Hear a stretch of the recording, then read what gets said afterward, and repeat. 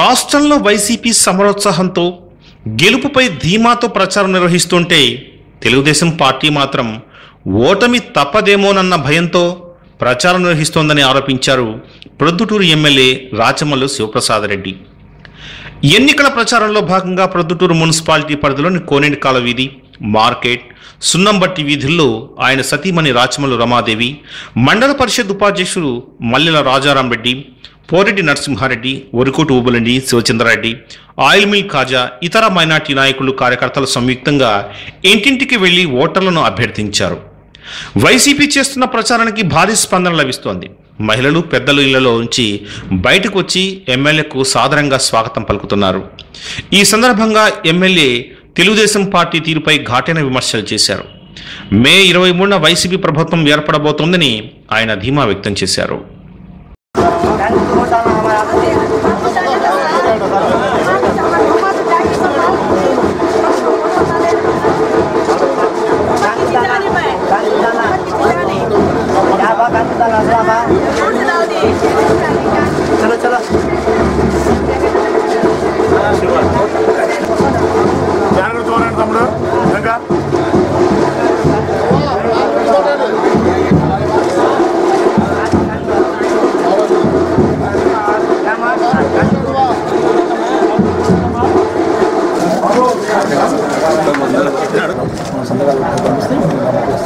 ఇద్దరు ఆడపిల్లలు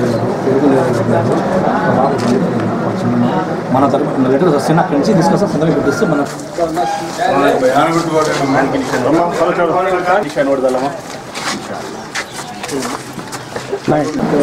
రాష్ట్ర వ్యాప్తంగా ఏప్రిల్ 11వ తారీఖున జరగబోయే ఎన్నికల సందర్భంగా అన్ని రాజకీయ పార్టీలు ప్రచారాన్ని కోరు చేస్తూ ఉన్న సందర్భంలో ప్రధానమైన పార్టీలైనటువంటి వైఎస్ఆర్ కాంగ్రెస్ పార్టీ, టీడీపీల ప్రచారానికి సంబంధించి ఒక చిన్న మాట గుర్తు చేయాల్సిన అవసరం అనిపిస్తూ ఉంది నాకు.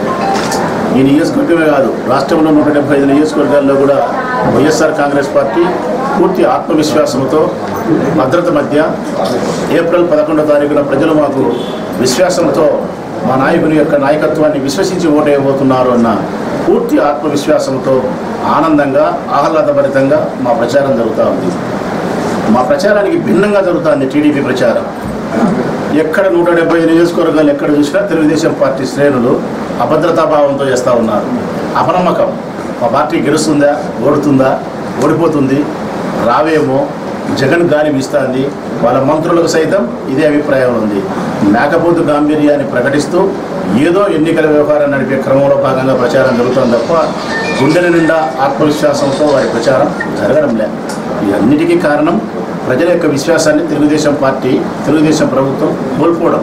ప్రజలు మనకు అనుకూలంగా లేరన్న సత్యాన్ని తెలుగుదేశం పార్టీ పెద్దలు గ్రహించడం. అందుకే మేకపోతు గాంభీర్యంతో, అభద్రతాభావం మధ్య ప్రచారం జరుగుతుంది తప్ప ఆత్మవిశ్వాసంతో జరగడం లేదు. ఏ పని కూడా ఆత్మవిశ్వాసం లేకుండా, సంకల్పపరం గొప్పది కాకుండా, ఏ పని కూడా నమ్మకంతో చేయని పని రాణించే పరిస్థితి లేదు. తెలుగుదేశం పార్టీ పరిస్థితి కూడా ఏప్రిల్ 11వ తారీఖున మట్టి కొట్టుకునే పరిస్థితి ఉంది.